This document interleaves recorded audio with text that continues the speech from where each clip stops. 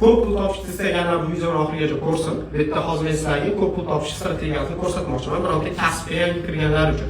Masalan, siz Amerika logistikasini yoki bironta zamonaviy kasb o'rganmoqchisiz, ko'pchilik nimani expect qiladi? Ya'ni ko'pchilik o'ylaydi, men oyligim mana o'sadi deb o'ylaydi. Ya'ni o'sish formulasi mana shunaqa bo'lishi kerak deb o'ylaydi. Ya'ni birinchi oyda 300 olaman, keyingi oyda 400 olaman, undan keyin 670 ming. Shunaqa o'ylaydi. Ya'ni masalan, bu yoqda siz topadigan pul, bu yoqda sarflayotgan vaqtlar, ya'ni bir oyda 300 topishim kerak, keyingi oyda 400, keyingi oyda 500, keyingi oyda 600 bunaqa yo'q. Bunaqa bo'lmaydi. O'sish aslida formulasi qanaqa bo'ladi? Ne только logistikada, men boshqa sohalarda ham o'zimni tanishlarim ishini kuzatganman. O'sish formulasi qanaqa bo'ladi?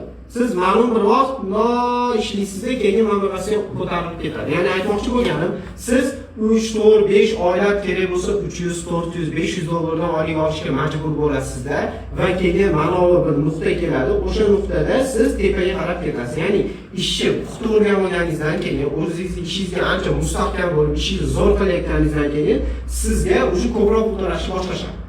Lekin siz mana bu narsani kutasiz, aslida bu narsa bo'lmaydi. Juda kamchilik odamlarda bo'ladi. Masalan, o'zimda bo'lgan bu narsa birinchi oy men 300, keyingi oy 450 euro shuncha pul olganman. 3-oydan men 3-oydan 1000 dollarda bo'lganman. Oyligim 1000 dollarda bo'lgan. Lekin bu hammada ham bo'la olmaydi. Bu uchun ancha risk kerak, sizda ancha bilim bo'lishi kerak, kommunikatsiya zo'r bo'lishi kerak, intellektingiz bo'lishi kerak. Shu uchun agar sizda bu narsalar bo'lsa, gap yo'q, bemalol любой время mana shunaqa yaxshi rezultat qila olasiz. Lekin hamma ham bu ishni qila olmaydi. Ko'pchilik miyasiga o'rnab qo'ygan, lekin men mana shunaqa qilishim kerak degan narsa. Lekin u paytda ham men 1000 dollar topganman, keyin 1000 dollarga o'sish uchun yana 4-5 oy vaqtim ketgan. 1000 dollar 1,5 ming qilishim. Lekin men bolalarni bilaman, 4-5 oy 300, 400, 500 dan ishlaydi, bu yog'iga как rocketli o'sib ketadi.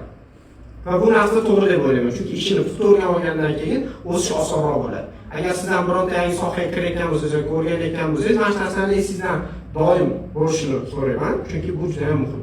Bo'ldi?